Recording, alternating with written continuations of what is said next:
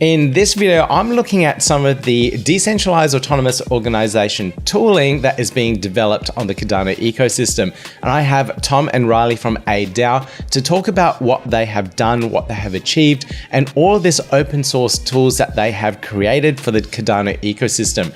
They were the first to put out the first Plutus DAO contracts and also a multi-sig roundtable app as well to allow projects to build upon them and run their decentralized autonomous organizations. So these are really big steps and moves for anyone in the Cardano ecosystem that is looking at doing a DAO of some sort for their project. And it's absolutely cool that a lot of this is open source. But they also have their commercial aspect to it as well, called Summons platform, where any project can use their services to build out these DAOs and everything else that they need for their platform. So it's really cool that I have these different levels of services and that commercial aspect to it, which not only will help support their developers and fund their ecosystem, but evolve the DAO space for Cardano as well. So I'm pretty excited and really happy to see these guys developing and building. Now, I did see them at CNFTCon and Rare Bloom, and my God, they're busy. Each and every time I saw these guys together, they're deep in a meeting of some sort, looking all very serious and talking about whatever they need to talk about to organize this stuff. They work hard. And I also saw Riley at a workshop where I literally walked in for a minute, heard him talk about Plutus development, went over my head, and I walked back out. But it was really cool to see their dedication to the team and contributing back to the Cardano space as well, doing these really cool workshops and everything around it, educating more people on how to develop smart contracts on Cardano. Now, this interview is a little bit old. I think it's about 3-4 months old since when I actually recorded it, but I think it's still a good time to bring this one up because they're coming up to their first year anniversary of their first DAO contract that was released on the Cardano blockchain. So it's been 1 year, and I'd love to get the stats in regards to how many projects are actually using that contract now to run their DAOs. Now, I would love to find out the stats on that particular contract to see exactly how many people, how many projects are using it. So watch out for the follow-up interview. So make sure you give me that thumbs up, click that subscribe button, click on that notification bell, and you'll see that interview as soon as it's released. All right, let's get into this interview.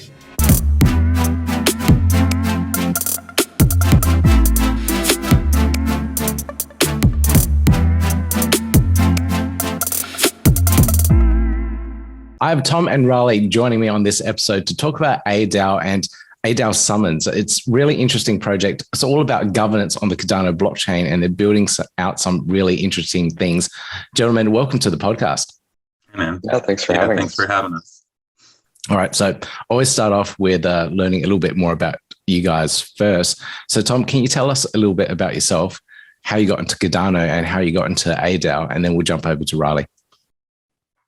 Yeah, I mean, I really started my interest and research into DAOs and DeFi about 6 years ago, 5-6 years ago, 6 now, I guess. And, you know, in Cardano, things really started to pick up last year. You know, we had the ability to instantiate Plutus scripts, smart contracts on Cardano.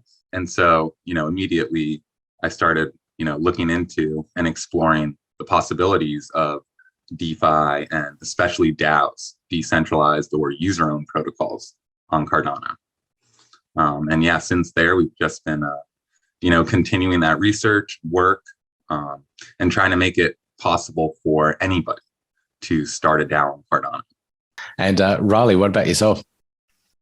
Yeah, I basically just have been writing code for the past handful of years. I learned Haskell initially like 4 years ago, but didn't really use it in a professional setting up until more recently. I started learning Plutus in June of last year during the first iteration of the Plutus Pioneers program. I didn't actually get into the cohort, but I followed along online and kind of went through all the exercises, made sure that I was learning the fundamentals, and I've done my best to stay on top of all the research since then. But I met Tom back in early November, and he invited me to this sort of early conception of ADAO, and he was like, if we could get it on chain, that'd be really awesome. And I was like, yeah, we can do that. No problem. Let's make it happen. And about a week and a half later, we were on chain. So yeah, it's been really cool.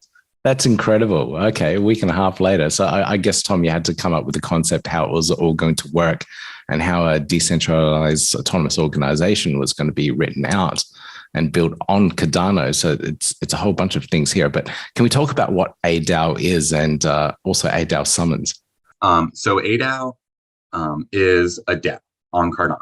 And, we have been really intent on, making sure it's a DAO in every sense of the word, that it has a contract on chain, which governs it, right? And that the only way to affect it is by transacting on Cardano. So with that comes, a lot of handicaps, right? Because a DAO can't do a lot of things that a traditional company can, right? So a lot of times when we see DAOs, we see, a lot of workarounds. And, in order to do these things that traditional companies can do, and that what gives traditional companies a huge advantage a lot of times too. So ADAO was really put in place to one, educate people about, the advantages a DAO has, and to really make sure that we're doing the research and, finding the best practices and best ways to actually, govern a real decentralized entity, and not have to be, tied to some legal jurisdiction that might work in one area, but exclude people from another area.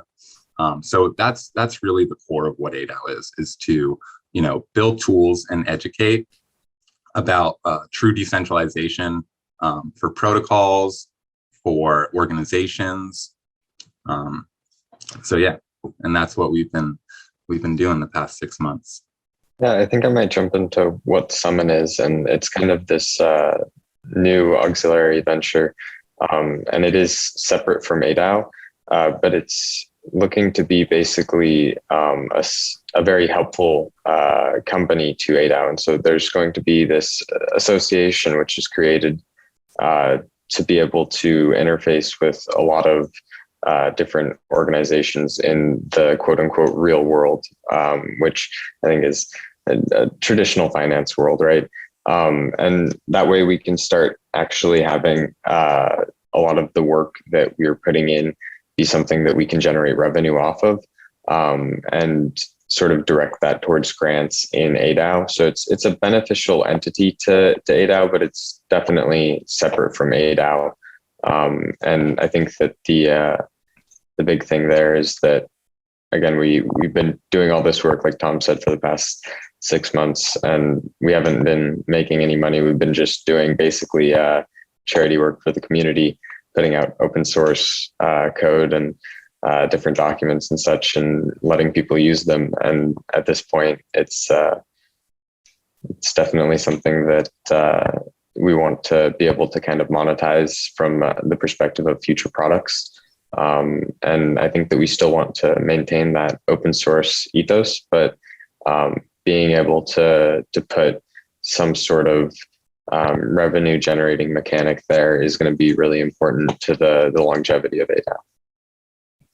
I love the approach of going open source first and then working out how to monetize it. I working in the open source space myself for, I don't know how many years, 15, 16 years. That's the general model that, I take when building out any piece of software for the web. So it's really good that you guys are taking that approach as well. And you said you started this 6 months ago. So I've heard it's a 6-month anniversary of your first Plutus governance contract going online on chain. Is that correct? Yeah. It on the 13th of this month. So November 13th of 2021, we put the governance contract on chain, and it was pretty exciting at the time, and it's still pretty exciting. Well, congratulations on that. Now, I want to just go back a little bit and get a better understanding of what the contracts and what a DAO can actually do for users in comparison to what an everyday business would do in terms of its operation. So I kind of want to understand the difference between what the a DAO and the scripts and everything that's available there compared to general everyday real world business operations. So the users can understand the limitations of what's available. Yeah, I think that a lot of the users that are going to be leveraging tools and that are already leveraging our tools, like we have one product that's already sort of out there and used by people just in the wild, and that's called Roundtable, and it's a multi-signature DApp. And so basically what it allows for you to do is, if you have you and 5 other friends, you can all come to this site and enter your address and all your friends' addresses, and then put in the number of people that need to sign the transaction for it to be valid. And then at that point, you've created this new address and people can send funds to it. And then any funds that are in that address, you all have to agree to spend, or at least that number of people that you set when you created the address. And so that just leverages what are called native scripts on Cardano. And native scripts are not Plutus scripts. They're kind of like smart contracts, but they're very, very basic and they're limited in their capacity. They're used for like the current NFTs that you see most of the time. There's a pub key associated, and then there can be like a time slot that is sort of saying when you can no longer change that policy or no longer use that policy. In the case of an address, it would be no longer spending from that address. But you can also do it in the opposite way, where you say you cannot spend from this address until a certain time. And we have all of that support inside of Roundtable. But the sort of benefit that people are going to get from this is having a way to manage their funds that are already on the Cardano blockchain. If you're in a traditional business environment, say you're running a pizza place, there's going to be sort of a hard press to get you to move over to using any of our tools, because none of your assets are already on the Cardano blockchain. We'd first have to get you convinced that that's the right move, right? So I think there's definitely a specific product market fit here. In your description of what the multi-sig wallet can do, the Roundtable, it sounds very interesting in regards to treasuries using that to manage the funds of their treasury. So let's say if 5 people have to sign it, then I guess it's 5 authorities verifying a vote from a community and then releasing those funds accordingly. Is that the type of use case that you're seeing being used?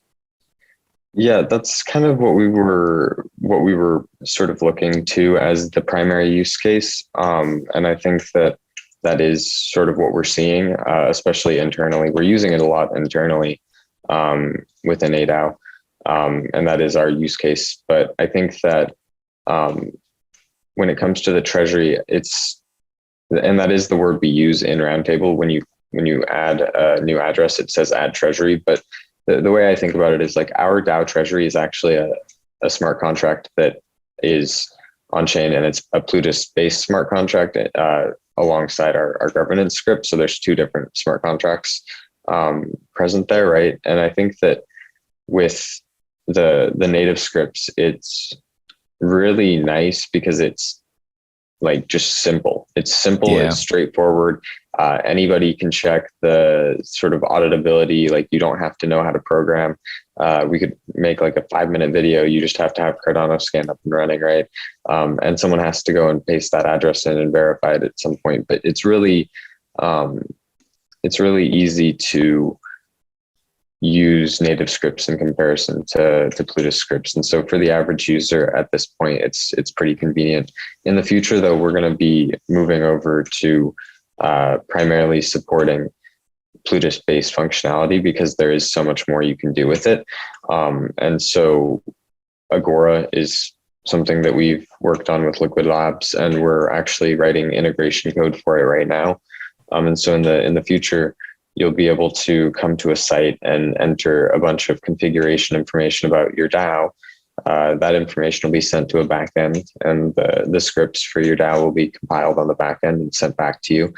And those scripts will all be open source, obviously. Just the backend is, we have to have somewhere to compile it and not force the user to, so that it's like a good user experience. But basically, you'll come to this site, enter all of the information that's relevant, and then click a button to create the DAO, and it'll all be instantiated on chain using Plutus script smart contracts. And then from there, you'll be able to use the same interface to manage and operate your DAO. So I think that there's a lot coming. But again, the actual platform involved there, while all of the stuff that's going to be underlying it and supporting it is going to be open source, we are very likely to be looking to monetize the actual platform that's user facing, because otherwise there's no ability to have longevity. Yeah, most definitely. I can see that working out quite well for you guys. So I love that user experience. It takes out absolutely all complexities in building out all these scripts. Just go to the website, fill in a form, essentially, press create, and you're done. Is that it? Brilliant. Okay, brilliant. So you guys have got that down packed. Now, does anything else like this exist on other blockchains? On other blockchains, so. yeah. Yeah, it does. This is, Agora is, the foundation, right? Is the suite of contracts that allows us to build these applications on top of it. And so, yeah, it's similar systems on other blockchains would be what Ethereum uses. It's the compound governance system. I think they call it Governor Bravo. There's another one called Open Zeppelin, and that's what they are. And they allow you, to leverage these contracts in an easy way, right? With an interface. So there are similar things, but the tech, the idea and the overall, way the system works is architectured translates, but the actual tech doesn't. So for Cardano, we have to, build everything from scratch, but the overall, way the system functions is very similar to what we see on other blockchains. Okay, good. To be clear, yeah, go on. Oh, sorry. All I was going to add to that is that when we say we have to build it from scratch, it is already built at this point. So we've built it from scratch in tandem with M Labs and Liquid Labs, which is super exciting, and it's continuing to get improved every day. Which is absolutely amazing. The amount of time that you guys managed to turn that all around is absolutely amazing, and it goes to show your skills and expertise in regards to building out these scripts for Cardano. Yeah, I think, and if you don't mind, I would just add too, the beauty of it is that it is open source, right? So that's really the biggest point for me, is that anybody can leverage these contracts, can now build dApps around it.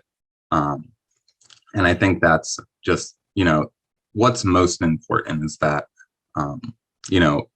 anyone in Cardano is able to leverage that. And I think that's why we're going to see these companies like Summon and hopefully others start building out user-friendly applications on top of it. So what else in terms of products have you guys built or are building at the moment? So you've got this one thing that manages the funds of the treasury, but I'm assuming there are so many other aspects of a DAO that you need to think about, everything from voting as well. What is in this product suite, and what can people actually use? Yeah, I think that there's going to be a lot of DApp integrations, which is going to be cool because you're going to be able to use just like direct voting within your organization to come to conclusions about what should happen. And then the DApp integration takes care of it. So you don't have to have someone chosen to go and do a swap for a huge sum of money, right? You're able to do it within the DAO. I think that's pretty cool. I think that something we've talked about a little bit, and this is going to be later on, is the ability to actually have smart contract validators that are written in a way where there's a strategy encoded, similar to what Optum Finance has talked about in the past, but they're pushing this way off. I mean, they're doing bonds prior to this, which I think their bond products are going to be really awesome. But I think that these smart contract validator encoded strategies would allow for DAOs to have a sort of sense of security with their money, knowing exactly how it's being used, but having it being leveraged in a way where their money is working for them. Because a lot of these DAOs have huge sums of assets. I mean, you look at DAOs on Cardano already, and there are some that have a very significant sum of assets within their treasury. I think the Secret Goat Society and the Rats DAO are two really good examples. And so it's, I think that's something that we're definitely looking into, but there's going to be a variety of things, and we're going to continue to do our best to innovate. Something that's not actually part of that product suite, though, that we're working on as well within ADAO, and this is, again, ADAO, not ADAO Summon, is a staking platform, and that's basically completed at this point. It needs a little bit of touch up on the front end, but it works, and everything is product complete. And so we're going to be pushing that out to testnet probably today, and then trying to get it up on mainnet very soon. But the contract for that's open source, and the actual integration for the site is going to go open source at some point in the near future, but probably not until maybe a couple of weeks after launch. That's very, very exciting. So is this like staking any token within the Cardano ecosystem? So like the Rats DAO token, they'll be able to stake it within a smart contract. Is that what you're thinking? Yeah, exactly. And we're going to probably be looking to go and try and set this up for other groups in return for some sort of capital, right? Which would be an interesting way to go. But I think that there's going to be some groups that take it and run with it themselves, and that's okay as well. But yeah, it's basically a platform that allows for you to stake any token arbitrarily for any reward arbitrarily. And then there's a back end that distributes those rewards and keeps all of the information for the users in a database. But the users' funds are actually held in a smart contract. And so the system cannot take the users' funds. They are held just in a smart contract. How cool is that? I absolutely love it. All these beautiful little tools. I could see so many projects picking this up and running with it. It's staking is one really key aspect of a lot of projects, so that the tokens aren't constantly sold and liquidity drained from liquidity pools, etc. So staking it is a really cool way for also users to earn more tokens in the ecosystem too. Yeah, and with this system, you can stake anything: NFTs, fungible tokens, crazy, even LP tokens. So even token pairs. So a DAO could incentivize liquidity on a DEX and offer their own rewards for the LP tokens. How cool is that? Even for LP tokens. All right. So it's getting quite creative in regards to what you can do. So it comes up to the creativity of the DAO and the members of the DAO community to come up with some new interesting strategies and get them implemented. That's absolutely awesome. Now, how hard is it to actually implement this stuff? So someone that doesn't have any skills in Haskell, could they still pick this up, the open source code, and implement something and launch these scripts? Or does it require some technical expertise, and hence you guys are here? So you'd be able to, if you have no technical expertise, it's going to be difficult. You'll have to do a couple of things. You'll have to install what's called Nix, or Nix shell, and have Cabal, which is the Haskell compiler. So you do have to compile Haskell. You don't have to write any Haskell. And there is a tutorial up on the ADAO YouTube channel that shows how to deploy Frittata from DC Spark, their original version of it. And that goes through all of the steps that you would need in order to compile Haskell. And so you take those same steps, and you would compile the contract that we have present open source, and you would take that and use that within your own system. You'd have to change a couple of things, but you definitely wouldn't have to have any super high level of technological experience. I mean, you'd have to be above the average, but not sort of like giga brain, right? Yeah. Okay. So like a full stack developer that hasn't seen Haskell or Plutus before will be able to pick it up and deploy a contract? Should have no problem. Again, the biggest thing that they're going to stumble over is getting that tooling set up to even compile Haskell. It is a huge pain. It took me like 5 or 6 hours. I think I've had other people tell me it took them 10 hours. So if people are struggling over that, they shouldn't feel discouraged. It's natural. Yeah. Okay. When I set up my Nix environment on my MacBook, it destroyed one whole instance. I had to reinstall the entire Mac and start again. So I think it took me about 10, 11 hours all up. So yeah, it's a huge pain, but I totally understand what you're talking about. So yeah, we'll have to work on that and make that easier for new devs coming into the ecosystem. Okay. So in terms of the long-term roadmap and where you guys are going to go next, what's on the horizon for you guys? You're working on Agora, building that out and building some really cool things with the M Labs team and the Liquid team as well. What comes after that? What will we see like this time next year? I mean, I think maybe TCT would have some answers to this as well, but I'm hoping to see a pretty diverse ecosystem of DAOs operating with sort of Agora as their backbone, and hopefully using a lot of the auxiliary contracts that we write within their DAOs as well to provide, whether it's, again, sort of this yield aggregation mechanic that's very open in nature, or if it's like using a DApp integration so that they can just directly leverage, say, Liquid or Indigo and go pick up some synthetics and then lend their synthetics out, right? You can do all of that without having to have one person be the custodian of the funds, which is really cool. I think it's going to take time to get there, especially when it's this sort of system where it's very user-friendly.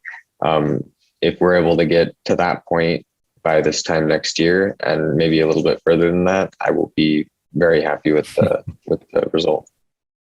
Yeah, that's what I would say. I would just add to that. It's not so much about building these new dApps, but integrating with these dApps that we're seeing built, right?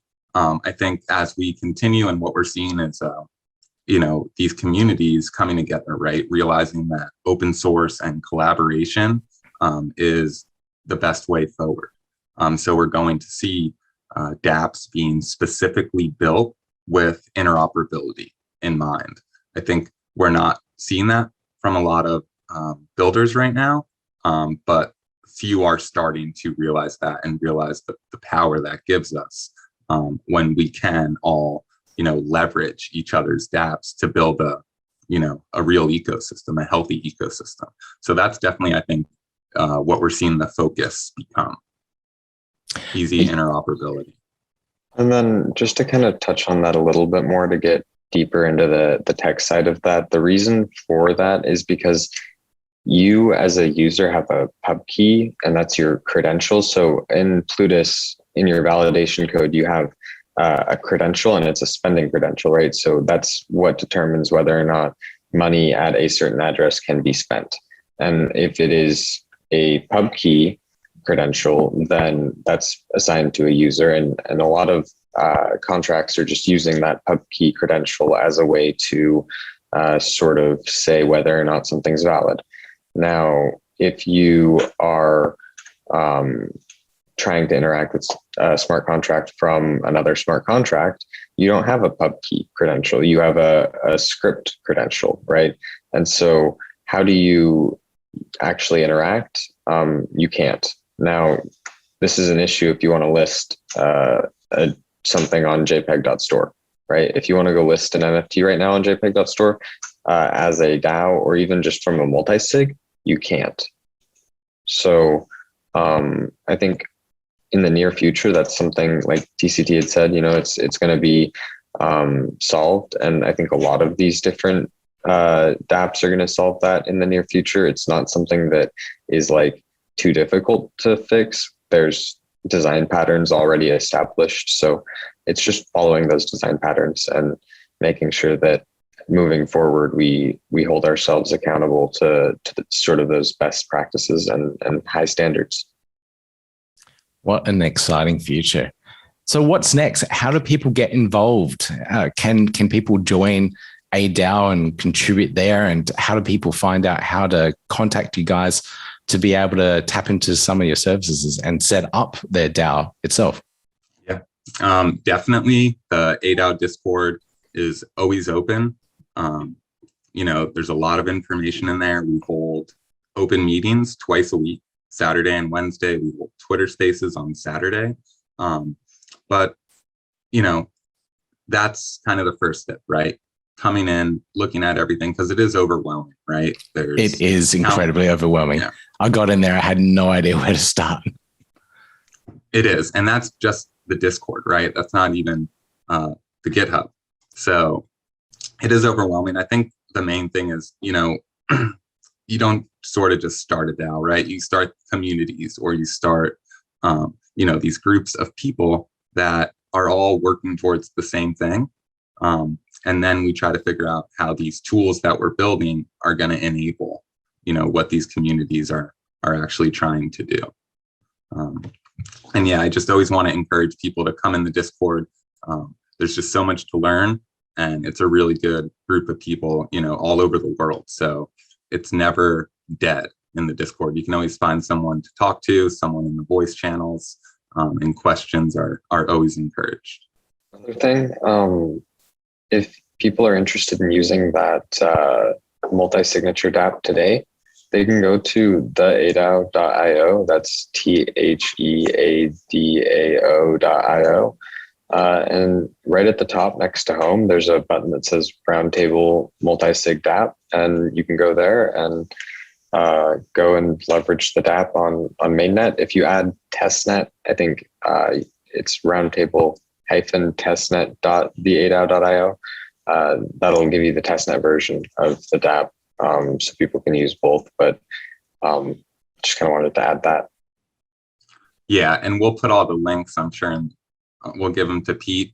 And there's actually, in all that overwhelmingness, there's a official links and policies channel in the ADAO, and that has everything. That's what I use, because it'll bring you right to any app, any resource that we have available, and you'll make sure you're going to the right place. All right, brilliant. I'll put everything in the show notes so everyone can find them and have an easier start than I did in discovering ADAO and what ADAO Summons is doing for the Cardano ecosystem. But guys, this is brilliant. I absolutely love it. Everything that you're building out for the Cardano ecosystem and the way that you're building it as well, going to open source and then leveraging that and monetizing it afterwards. Absolutely brilliant approach.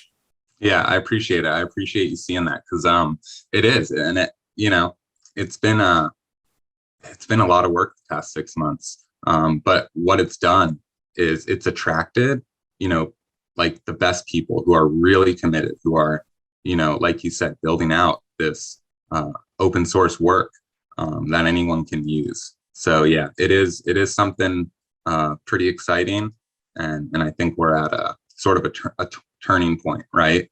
To where now we're going to see people start building these really exciting dApps on top of it.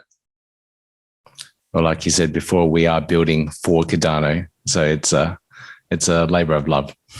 Yeah, and I appreciate the chat today. So we'll definitely talk soon, I'm sure. Awesome, guys. We'll chat soon. Thanks again, Pete.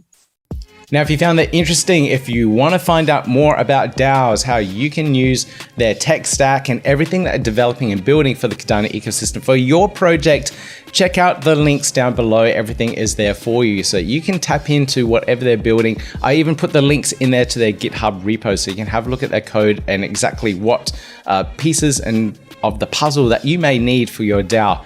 It's all there for you. So you can pick it up, have a little play. And if you can't work it out yourselves, engage the developer or even engage the team there to pick up those various tools and aspects to incorporate into your own project. I can't wait to actually see this in place and see what the click-through ability to set up your own DAO is like on the Cardano ecosystem. I know I had an investigation into what the other platforms were on Ethereum, and also did an interview with Padilla from Ergo to see what they were building as well. So there's a lot of people developing in this DAO space, and I would love to see how this space evolves. All right, that's it for me for this video. If you got something out of it, please give me that thumbs up. Please click that subscribe button and the notification bell, and you hear from me real soon. Yeah, gotta do it like that. You've been listening to the Learn Cardano podcast. Gotta get it hype. Crypto is what we like, but this is not investment or financial advice. Gotta do your research, cause it's risky. We know it is. This show is educational and it's informative. Crypto's the future, really, it ain't no debate.